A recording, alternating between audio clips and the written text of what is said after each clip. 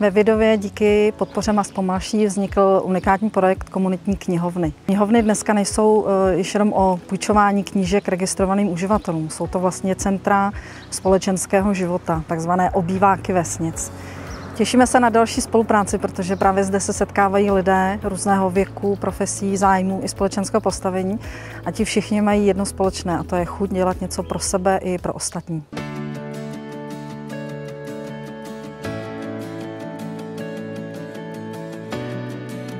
Pro komunitní knihovnu u nás ve Vidově jsme se rozhodli z toho důvodu, že máme pocit, že běžné knihovnické služby úplně nezahrnují dnešní možnosti společnosti a ten komunitní přístup spočívající v tom, že zapojíme i do jiných než výhradně knihovnických aktivit všechny možné generace od mladých po důchodce, nám připadá zajímavý.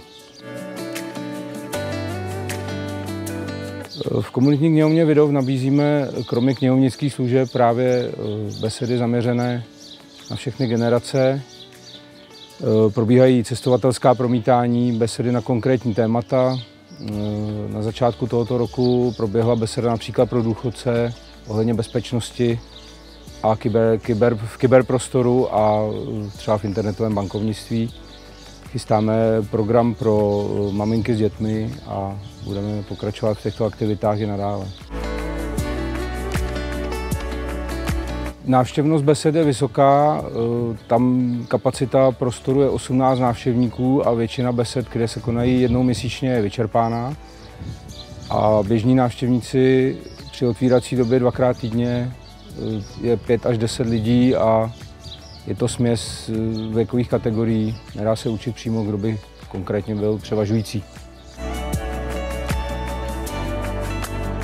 Dotace z IROPu nám pomohla velice zásadně, protože pokryla velkou část, řekl bych převažující část nákladů.